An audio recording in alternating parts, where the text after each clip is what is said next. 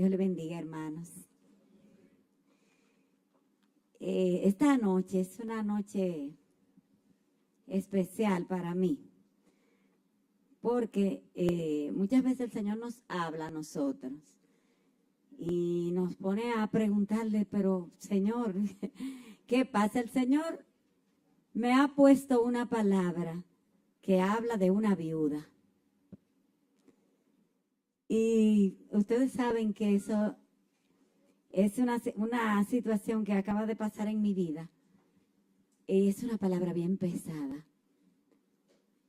En menos de 15 días en mi familia, que somos 7 hembras, en la Reynoso Mota, 2 viudas. Otra de mis hermanas que vive en España también quedó viuda. Y entonces he podido entender cómo el Señor usa las cosas que parecen más extrañas para hablarnos.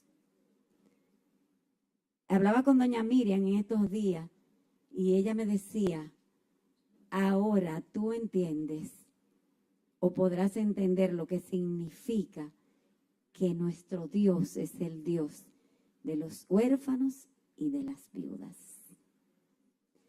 Pero saben, esta noche yo no vengo a hablar con pena, no vengo a hablar, voy a mencionar duelo y voy a mencionar algunas cosas, pero la palabra de Dios, hermano, la palabra de Dios es para sanar, para levantar, para restaurar, para dar vida y vida en abundancia.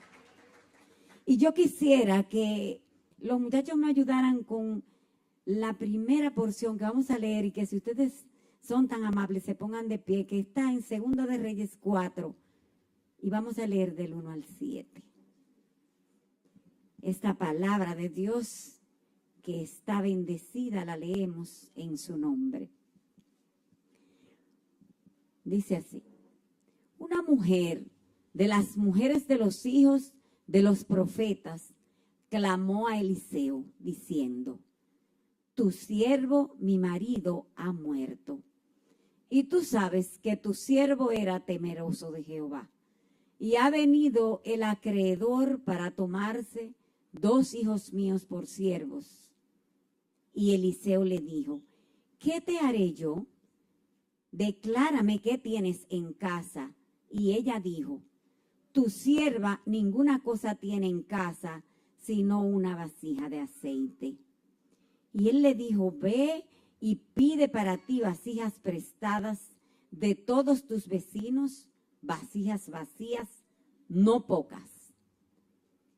Entra luego y enciérrate tú y tus hijos y echa en todas las vasijas, y cuando una esté llena, pon la otra, pon la parte. Y se fue la mujer y cerró la puerta, encerrándose ella y sus hijos, y ellos le traían las vasijas y ella echaba del aceite. Cuando las vasijas estuvieron llenas, dijo a un hijo suyo: tráeme aún otras vasijas. Y él dijo: no hay más vasijas. Entonces cesó el aceite. Vino ella luego y lo contó al varón de Dios, el cual dijo: ve y vende el aceite y paga a tus acreedores, y tú y tus hijos vivid de lo que quede. Bendito sea el Señor. Pueden sentarse, hermanos. Desde que nosotros somos niños, especialmente las hembras, nos formamos una idea de lo que queremos que sea nuestro futuro, ¿verdad? Y nos vemos, algunos comienzan a pensar, voy a ser médico, voy a ser maestra. Bueno, vamos soñando con todo eso y nos imaginamos el futuro y las etapas que vamos a vivir muy bonitas.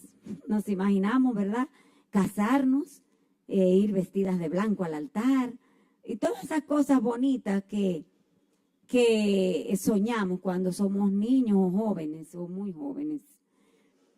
Pero es una realidad en la vida que nadie sueña con las dificultades. Usted no se imagina que, por ejemplo, hay niños que se quedaron pequeños sin su mamá. usted no se imaginó eso. Tampoco usted se imagina que usted se va a casar y después no le va a convenir eso y se va a tener que divorciar, ¿verdad? Usted no se imagina que usted va a tener un accidente y que va a romperse un brazo.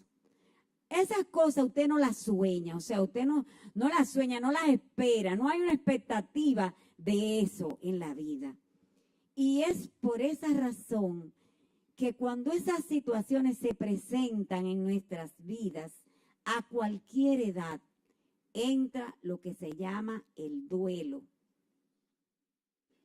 Un niño puede tener duelo, un joven puede vivir duelo, un viejo puede vivir duelo, porque el duelo no es más que un conjunto de emociones no muy agradables como son la tristeza, la pena, el llanto, el vacío, la soledad, y todo eso junto hace que uno se sienta mal cuando pierde algo o pierde a alguien muy importante en su vida.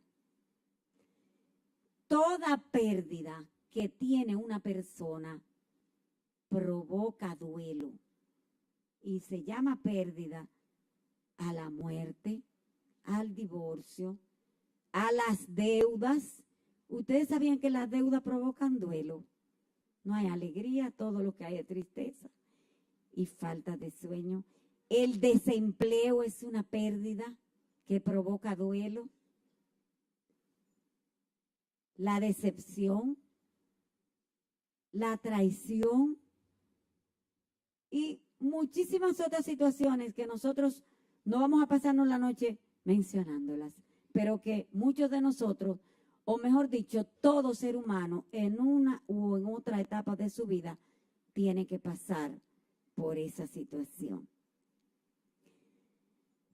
Esta situación es tal que, como dije ahorita, no existe edad para que pueda soslayarse, pero que nosotros sabemos cuándo inicia, pero no sabemos cuándo termina. Hay una situación de duelo que comienza y termina pronto, pero hay otra situación que se extiende y hay personas que también extienden esa situación. Hay personas que aman sentirse un poco en conmiseración, ¿verdad? Ahí estar ahí como acogidos para que todo el que pase por el lado nos añoña un poquito y entonces alargan esa situación y agregan condiciones a ese duelo que los hace más difícil. Pero en algún momento el duelo termina. Entonces, como está una situación real de la vida, nosotros tenemos como cristianos o como seres humanos, vamos a decir, tenemos dos actitudes que podemos tomar ante el duelo. Una de ellas, no es muy cristiana que digamos, que es aquella persona que toma la actitud de, ante una situación de pérdida, enojarse con Dios, reclamarle a Dios, llenarse de resentimiento, proyectar su dolor hacia los que les rodean o a cualquiera, al primero que le pase. Cuando nosotros estudiábamos teología, en el libro había unas figuritas que para explicar lo que era la proyección y decía que llegaba el esposo, proyectaba sobre la esposa, le echaba un boche porque la leche no era blanca sino amarilla que la quería y así hasta que ella proyectaba sobre el niño y el niño le daba una patada al perro que lo tiraba por allá. Eso se llama proyección. Entonces, esa es una de las actitudes que una persona puede tomar o tener durante el tiempo de duelo. Y la segunda es ser resilientes, que quiere decir que nosotros tenemos la situación, sufrimos la situación, pero enfrentamos la situación con la ayuda de Dios para poder salir airosos de ella. Entonces, ser resiliente en el cristiano es tomarse de la mano del Señor, refugiarse en Él y superar la situación a la manera de Dios. Porque saben que hay gente que supera las situaciones a la manera del mundo, pero nosotros como cristianos tenemos que aprender a superar las situaciones a la manera de Dios. Segunda de Reyes 4:1. Cuando leíamos ahorita, y si nos pueden poner el verso, por favor, Segunda de Reyes 4:1 nos presenta la historia de una viuda cuyo nombre no se menciona en la Biblia. Ella dice que una mujer de las mujeres de los hijos de los profetas ya clamó a Eliseo. Dice que según la tradición judía y lo que pude investigar, Josefo, un historiador judío que es quien da validez a casi todas las cosas que se han escrito en la Biblia, en un libro que se llama Antigüedades, en su capítulo 19, dice que probablemente esta mujer era la esposa del profeta Abdías, uno de los profetas menores que están en la Biblia, quien además era mayordomo oficial del rey Acab, aquel rey Acab que fue esposo de Jezabel, que el Señor la reprenda, y que vamos a ver qué pasó con este oficial. Dice, pueden ahí ustedes buscarme la lectura que está en Primera de Reyes 18 del 3 al 4. Primera de Reyes 18. Por favor.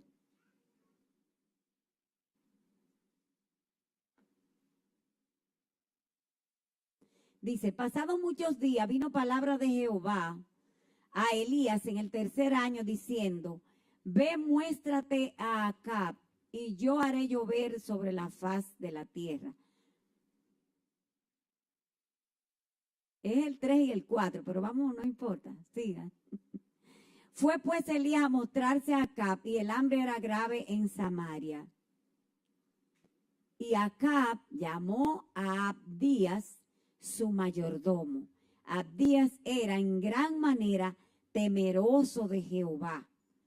Pero cuando Jezabel destruía a los profetas de Jehová, Abdías tomó a 100 profetas y los escondió de 50 en 50 en las cuevas y los sustentó con pan y agua. Gracias. Tuvo el valor este hombre de esconder 100 profetas de Jehová.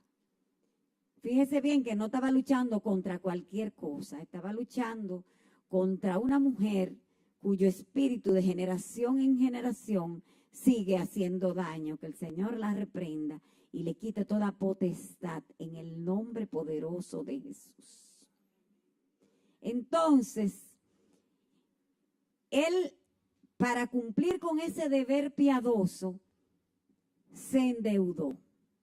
Porque los profetas, él era mayordomo de acá, pero esa gente no ganaban mucho, porque además su misión principal era ser profeta. Él trabajaba ahí, según dice la palabra de Dios, era oficial de él. Entonces, este hombre muere y a la esposa de Abdías le queda un duelo. Pero ¿saben cómo era ese duelo? Un duelo triple. Gracias a Dios que yo no estoy en esa situación. Óigame, se le muere el esposo, duelo por la muerte. Tiene deudas, muchas.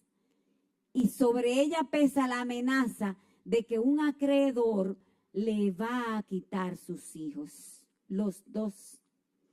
Y lo podía hacer ese acreedor, porque si usted busca en el libro de Éxodo, va a encontrar que eso era parte de la ley, que si tú no podías pagar, se podían llevar tus hijos como siervos. Cosa tremenda esa, la que le estaba ocurriendo a esta mujer. Mas esta mujer valiente y resiliente, como dijimos ahorita, que no se amedrentaba ante la situación, que era una mujer que lloraba por un lado a su marido, pensaba cómo iba a resolver las deudas y estaba atemorizada porque le podían quitar sus hijos, pero aún así ella no se queda quieta y ella sabe que tiene que buscar la ayuda de Dios. Entonces, por esa razón, ella no se queda llorando el duelo, no se queda en la casa acobachada, ni se queda arropada, como era costumbre en Israel. Gira en estos días predicó y explicó todos los tipos de duelo que habían. No se quedó ahí, ella inmediatamente buscó la ayuda de Dios y la buscó a través de quién, a través del hombre de Dios. Nuestro deber y nuestra responsabilidad, buscar la ayuda a través del hombre de Dios, que en este caso era el profeta Eliseo. Ella va y le plantea su situación apremiante y dispuesto a ayudar, le responde con una pregunta. Jesús tenía mucho ese método de responder con preguntas. Entonces ella no esperaba esa pregunta. Quizás ella se quedó pensando, pero yo vengo a buscar ayuda y él lo que hace es que me pregunta qué yo tengo. Porque dice en Segunda de Reyes 4, del 1 al 2, como leímos ahorita. El 2, por favor. Y Eliseo le dijo, ¿qué te haré yo? Una pregunta, ¿qué te haré yo? Ven acá, pero si yo ando buscando tu ayuda, no eres tú que me tienes que preguntar, dime qué es lo que tú vas a hacer por mí. Declárame, le dice él, ¿qué tienes en casa? Y ella dijo, tu sierva ninguna cosa tiene en casa, sino una vasija de aceite. Ella respondió como responde mucha gente, como respondemos muchísimos de nosotros. Ay, yo no tengo ni en qué caerme muerta. Yo recuerdo que mi mamá, cuando no tenía ni un solo centavo, ella le gustaba mucho manejar el dinero y trabajaba mucho por eso, para tenerlo siempre. Pero ella tenía una frase que nosotros recordamos todos mucho en mi casa, que ella decía, hoy solamente tengo yo la gracia de Dios. Y después que nosotros conocemos del Señor, entendemos que lo tenía todo. Ella lo veía como la escasez máxima, el tener solamente la gracia de Dios. Pero lo tenía todo. Así mismo hizo la viuda. Ay, yo no tengo nada. Yo lo único que tengo es un poco de aceite. Ella responde sin darse cuenta que estaba menospreciando lo que tenía en su vasija, porque ella miraba solamente en el plano material. Ese poco de aceite no le iba a alcanzar para nada a ella. Pero a ella se le olvidó que ella era judía. Y si ella hubiese estado aquí en la escuela dominical, como muchos de los que no han venido, se hubiesen enterado de que el aceite era una de las cosas más importantes que había en el tabernáculo. El aceite era el combustible del candelabro, donde cuando eso se encendía, ahí estaba la presencia de Dios. Ella era judía, ella conocía eso. Ella sabía que el aceite era lo que sanaba las heridas. Con el aceite se cocinaba también. O sea, nada más no tenía usos espirituales, tenía usos materiales también. Eso es hermoso pensar que el aceite significaba o significa todavía la provisión de Dios en nuestra vida. La unción del santo. Con el aceite se ungía a los reyes. Con el aceite se ungía a los sacerdotes, a los elegidos de Dios. Entonces ella no tenía poca cosa. Ella estaba en la misma condición de mi mamá, que no entendía lo que tenía, cuando decía que lo que tenía era la gracia de Dios. Pero qué bueno que nosotros sí entendemos que cuando tenemos la gracia de Dios, lo tenemos todo. Bendito sea el Señor. Y fíjense que ahí ella tenía la cantidad de aceite que era necesaria para que Dios obrara el gran milagro que la sacaría de su duelo triple.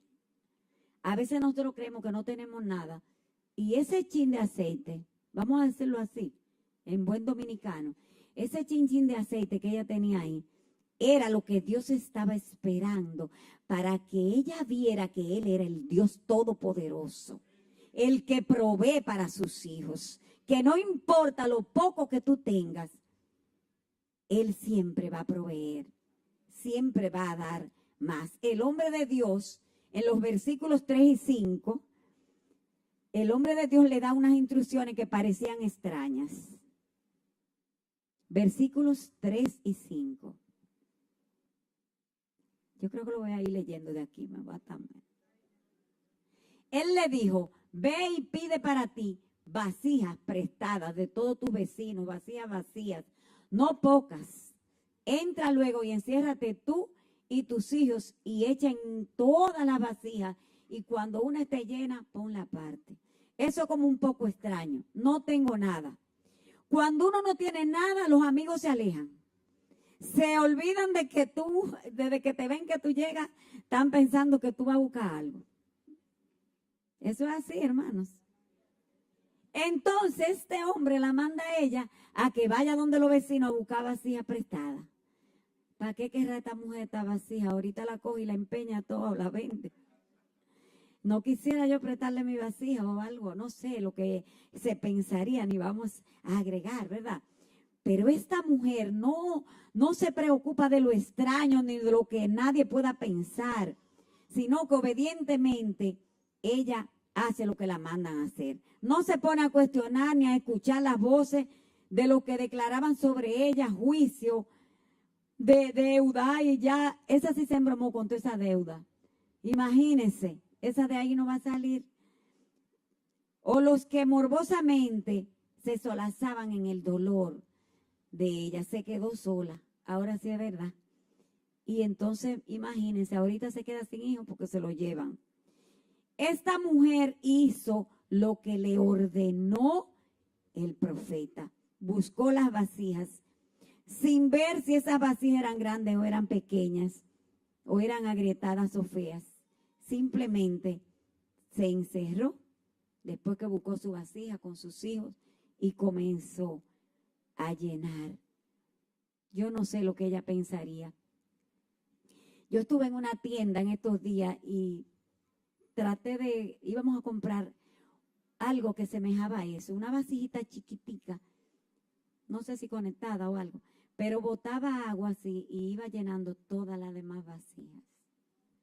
Porque es algo que nosotros en nuestra mente finita no podemos entender, que de un poquitico de aceite se llenaran todas las vasijas que ella fue tomando. Simplemente ella no preguntó ni se puso a averiguar, sino que ella le dijo, vengan, pongan vasijas ahí, y empezó a echar aceite.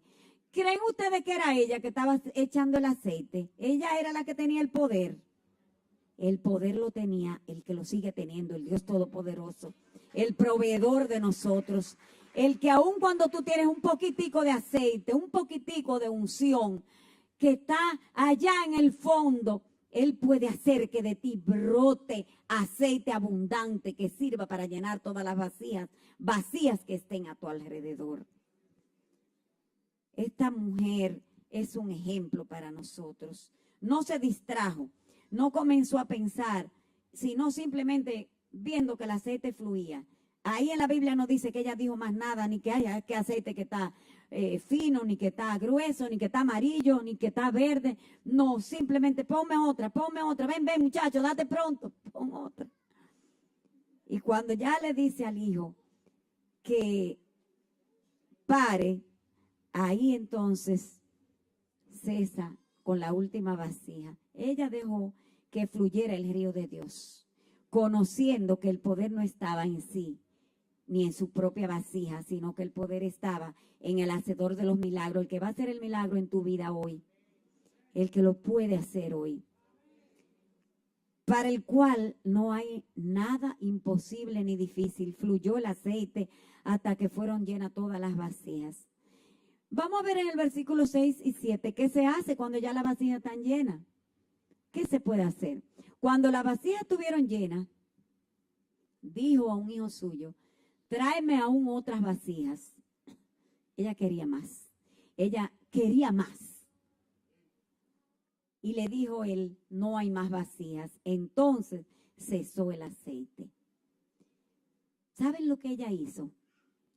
No se puso a pensar por qué se acabó, por qué se paró, sino me quitaron el verso. Déjamelo otra vez, el último, por favor. Sino que ella hizo lo que tenemos que nosotros hacer, buscar otra vez. Contó al varón de Dios. Ella no se fue a lo loco. ¿Qué hago con este aceite?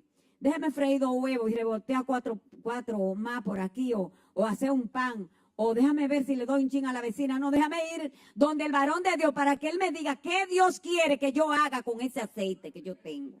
Porque lo que pasa es que a veces nosotros tenemos el aceite y queremos hacer lo que nos da la gana a nosotros. Y hermano, usted y yo no nos gobernamos. Usted y yo somos esclavos por amor de aquel que murió en la cruz por nosotros. Entonces va y pregunta y él le responde, ve y vende el aceite y paga, perdón, a tus acreedores. ¿Sabe? Un acreedor es el prestamista, es la persona a quien tú le debes. La deuda en hebreo significaba una palabra que se llama kasbal y otra que se llama kashak. Y ambas quieren decir estorbo, tristeza, desaliento, temor, estrés, muerte. Y déjeme decirle que muchos de nosotros conocemos todo eso. Todo eso. No me pusieron algo. Pero saben, ella ya estaba a un paso de salir del duelo, porque ya ella tenía el aceite que iba a vender. Ella iba a salir de todos sus problemas a un mismo tiempo, excepto que el esposo se había muerto. Pero sin la deuda y sin los hijos llevados por el acreedor, pues ella lloraría más al paso a su esposo, ¿verdad?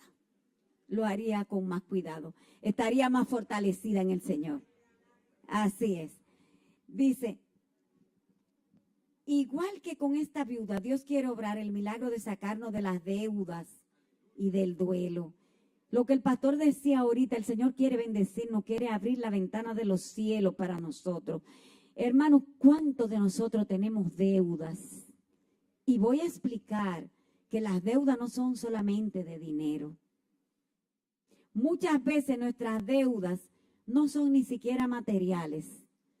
A veces tenemos deudas de amor. Deudas de amor. Usted tenía que darle amor a alguien y no se lo ha dado lo suficiente. A ese papá que porque no fue tan bueno contigo, tú ni lo quieres mirar. Esa es una deuda de amor. Tienes que decirle al Señor que te ayude a pagar esa deuda de amor y de perdón también. Porque dice el Padre nuestro, la oración modelo, que, ¿verdad? Que nos perdone como nosotros perdonamos a nuestros deudores. ¿Verdad? Que hay deuda de perdón entonces. Lo dice la palabra de Dios. Deuda de daño irreparable, cuando tú haces un daño irreparable. Cuando hay promesas incumplidas a alguien o al Señor. Muchas veces le ofrecemos cosas al Señor. Yo voy a trabajar, Señor. Cuando empiecen los trabajos, yo voy a trabajar. En esa feria de ministerio había gente en cantidad que iba a trabajar. Pero desde que le decían cualquier cosa, pero es así. No, porque yo dije que iba a trabajar, pero es así, o de esta manera. Entonces ponían el pero. Dios no quiere que nosotros tengamos deuda de agradecimiento. Hermano, sea agradecido, la palabra lo manda. Y en Romanos 13, del 7 al 8, nos dice que Dios nos pide a nosotros que paguemos a todo lo que le debemos algo. al que debemos tributo, tributo. Fíjese que no está hablando de cosas, o si usted debe tributo a una gente, quiere decir, si usted le debe respeto, honra, si usted debe responsabilidad a alguien, todo eso está incluido ahí. Al que impuesto, impuesto, al que respeto, respeto, al que honra, honra. No le deba nada a nadie. No deba nada a nadie, sino el amarnos unos a otros. Porque el que ama al prójimo ha cumplido la ley. Y no estamos hablando de dinero. Ustedes se dan cuenta que hay muchos tipos de deuda. Cuando yo dejo de amarte o dejo de saludarte o te daño de alguna manera, ya estoy siendo también un deudor contigo. Dios no quiere eso. Dios nos dice en esta noche que te sacará. Escucha bien, hermano, porque esto confirma lo que el pastor dijo ahorita. El Señor dice que te sacará de debajo del dominio del acreedor, que quiere venir a reclamar incluso deudas del pasado, aún de pecados que ya Él te ha perdonado. Usted sabe que hay acreedores que quieren cobrarte el pecado que ya tú te arrepentiste y Dios te perdonó. Y esa persona te lo quiere volver a cobrar. Dice la palabra de Dios. Ya Cristo pagó en la cruz del Calvario el pecado por el cual nosotros nos hemos arrepentido. Y con la sangre preciosa que fluyó de todo su cuerpo, no de una herida, no de todo su cuerpo, borró el pagaré. Lo dice la palabra, lo dice en distintas maneras en cada versión. En una dice el acta de los decretos que había contra nosotros. Pero como estamos hablando de deuda, dice, borró el pagaré de nuestras deudas y nadie puede volver a sacar ese expediente. Porque nuestra deuda fue saldada con precio muy caro, la sangre de Cristo. Hoy el Señor está aquí. Y el milagro de llenarnos de su unción sigue ocurriendo. Si te has arrepentido, queda un depósito en ti. Queda un pequeño depósito de aceite que Él ha puesto en tu vida fresco. Eso no es para guardarlo. Eso es para que nosotros lo dejemos fluir y se llenen todas las vasijas que están a nuestro alrededor, dentro y fuera de nuestra iglesia. Es tiempo de comenzar a vivir en abundancia de su palabra. Es tiempo de comenzar a vivir en la abundancia de su amor, de dar por respuesta al que quiera avergonzarnos. ¿Sabe quién es el que nos quiere avergonzar? El acusador. No le vamos a dar el gusto de mencionarle el nombre. Todo el mundo sabe quién es, que el Señor lo reprenda y lo mantenga bien lejos de nosotros. El que nos quiere acusar. Es tiempo de decirle que en la palabra de Dios y en su obra transformadora en nuestras vidas, nosotros hemos confiado. A nosotros no nos transformó cualquier alfarero. A nosotros nos transformó el alfarero perfecto. Y cada vez que Él encuentra aire en esa vasija de nosotros, o impureza, o escoria, nos aplasta de nuevo. Pero Él no nos tira al zafacón. Él coge y nos echa el agua de su Santo Espíritu. Nos coge y nos monta en la rueda. Lo vimos aquí una vez, como nos lo explicó Magdiel muy bien. Y coge y vuelve y nos da la forma que Él quiere. Y siempre es una forma mejor que la anterior. Estamos en eso, hermanos. Estamos en la rueda del alfarero. Estamos ahí, queridos hermanos. Es bueno que observemos que las vasijas escasearon primero que el aceite. Se acabaron las vasijas, pero el aceite no se acabó. Dice que cuando ya no había más vasija, es que continúa explicando la palabra de Dios. Entonces cesó el aceite.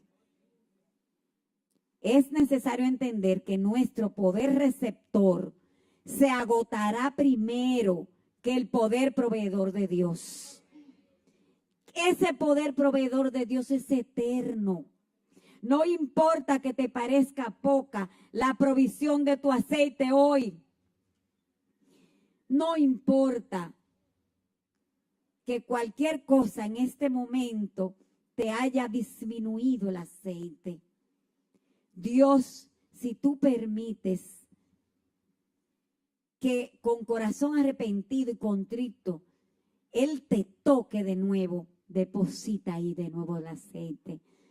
Un aceite fresco, un aceite limpio, un aceite virgen, puro, sacado de la aceituna, machacada, como fue su cuerpo molido en esa vía dolorosa y como fue clavado en la cruz del Calvario. Hermano, tú y yo no dependemos de cualquier aceite. Nosotros tenemos la gracia de Dios sobre nosotros, pero tenemos que cuidarnos. En cada mensaje que el Señor manda a su iglesia hay una advertencia. Recuerden que la última vez que prediqué aquí le decía que para comunicar adecuadamente el mensaje nada más teníamos que ir a ver cómo el Señor lo hacía, que presentaba el problema, que te señalaba el pecado, pero que te decía la manera como tú podías salir de ahí. Y después entonces te hacía la advertencia. Ya tú sabes lo que hay. Entonces yo te ofrezco esto. Al que venciere, yo le daré la corona de vida.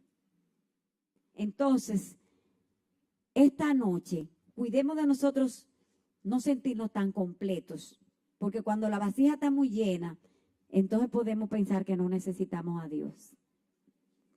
Los muy espirituales, los súper espirituales, los de las rodillas poderosas. Yo tengo unas rodillas débiles, muy débiles, que me duelen muchísimo ahora porque ya los años no perdonan. Pero yo tengo un Dios poderoso y grande que escucha el clamor de un pueblo débil porque dice que su poder se perfecciona en nuestra debilidad. No es en la fortaleza, no es en el yo soy, el único yo soy es el Señor. Es en nuestra debilidad cuando nos ponemos en el piso, que a veces ni siquiera de rodillas nos podemos poner y nos tiramos de barriga para clamar a Él. Entonces, tampoco podemos nosotros, cuando los dones que Dios nos da, los comenzamos a usar como cargas abrumadoras, y cuando ya eso ocurre, entonces se nos quita el gozo de hacer el trabajo del Señor. Tenemos que tener cuidado. Esta es la advertencia en este mensaje hoy. Que no dejes que te sientas tan lleno, tan lleno, tan lleno, que ya te creas que esa carga es muy pesada, porque entonces, cuando no le sirves con gozo al Señor, tú estás invalidando lo que dice en Mateo 11, del 29 al 30. Vamos a ver qué es lo que dice la palabra ahí. Llevad mi yugo sobre vosotros y aprended de mí, que soy manso y humilde de corazón, y hallaréis descanso para vuestras almas. Porque mi yugo es fácil y ligera mi carga. Cuando el trabajo del Señor se te está haciendo demasiado pesado, ponte a pensar, porque la unción rompe los yugos. Quiere decir que ese yugo está seco, no hay aceite ahí. Y si el yugo se seca, yo soy de un campo, yo sé lo que es un yugo de un buey. Leo conoce eso, porque en su casa había bueyes. El palo, ese palo seco y duro, caliente por el sol, se pone que no hay nadie que lo aguante, ni los bueyes lo aguantan. El yugo de nosotros, ¿sabe cómo es fácil? Porque tiene el aceite que viene de allá del mismo trono de la gracia. Del trono de la gracia. No que nadie te lo unta, sino que Dios mismo te lo pone. Y entonces Él aligera la carga. Entonces tú haces tu ministerio con gozo. Yo tengo muchísimos días que no doy clase y estoy grave. Sí, porque eso es lo que yo sé hacer. Un chin. Entonces, hermano, vamos a pedirle al Señor en esta noche que nos permita tener siempre el anhelo de que su aceite esté sobre nosotros, de que nos dé un poquito más de gracia, de que no nos sintamos nunca tan llenos, tan llenos, tan llenos, que creamos que no lo necesitamos a Él. Vamos a renunciar a todo lo que está impidiendo el fluir del aceite de Dios en nuestras vidas. Si tú quieres, ponte de pie. Si tú quieres, cierra tus ojos y pídele al Señor en esta noche.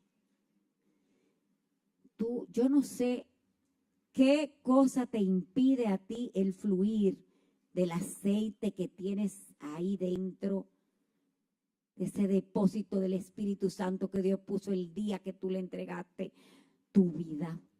Yo no sé lo que ha enturbiado tu aceite, pero tú sí lo sabes.